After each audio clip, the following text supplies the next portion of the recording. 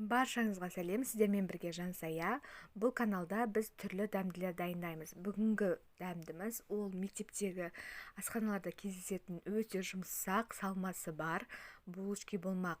Ол үшін ең алдымен біз жып-жылы сүтке, яғни бөлме температурасынан сәл жылырақ сүтке бір ас қасық қант, бір ас қасық ашытқы және де бір ас қасық ұн салып, жақсылап араластырып аламыз да оны бөлме температурасына 15 минутқа, яғни ашытқымыз көтерілгенше қойып қоямыз. Бетін осылай пленкамен жауып қойып қоясыздар. Кейін 15 минуттан кейін біз қалған ингредиенттерді қосатын боламыз. Яғни оған бір жұмыртқа, қантымызды, сұйық май 30 грамм және де сары майымызды салып, жақсылап ингредиенттер бір-бірімен араласқанша араластырып аламыз. Баста айта кететін зат, бұл жерде ингредиенттер бөлме температурасында болуы қажет.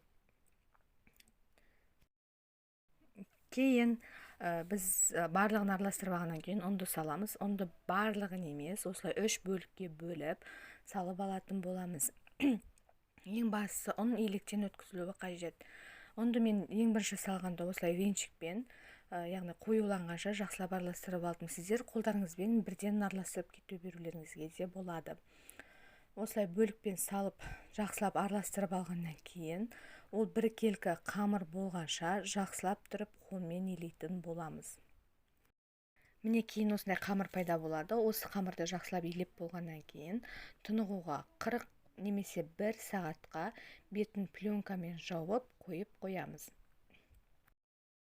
Кейін қамырымыз дайын болғаннан кейін, яғни көтеріліп, әдемі болып 1 сағаттан кейін аламыз. Оны тағы да 1-2 рет жай бастырып, илеп аламыз да бөліктерге бөлетін боламыз. Яғни осындай ұзынша қылып дайындап аламыз.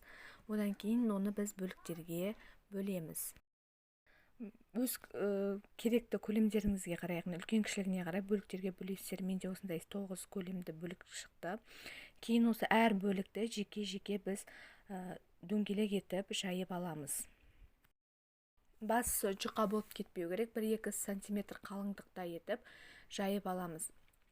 Кейін осыған салмамызды, яғни қайнатылған, қоюлатылған сүт деп айтылады қазақша, орысша вареный сгущенкамызды 1 ас қасықты жарым ас қасық етіп саламыз да, оның жан-жағын, яғни айналдыра отырып, жан-жағын жақсылап тұрып түйіп аламыз.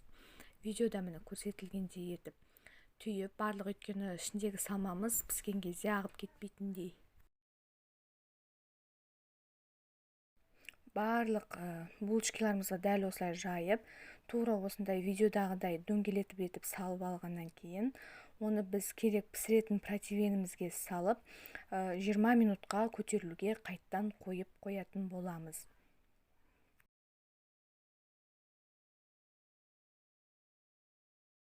Ол булочкеміз көтерілгенше бетіне салатын присыпка дейді ғой, соны дайындаймыз. Ол үшін біз ұнға сары майды жақсылап үгітілгенше араластырып аламыз. Және қант салуды да ұмытпаңыздар. Мен артынан салдым қантты. Негізі барлығын бірге салады. Жақсылап тұрып араластырып, яғни үгітпелер пайда болғанша жақсылап барлығын бірге араластырып аласыздар. Міне осындай пайда болуы қажет. Осыны біз жұмыртқаның сарысы жағылған булочкаларымыздың үстіне, әр қайсысының үстіне жақсылап тұрып сеуіп шығамыз.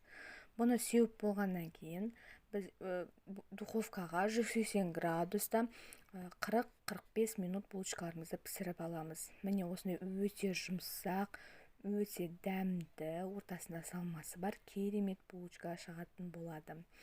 Лайк басып, менің арнама тіркелуді ұмытып кетпеңіздер.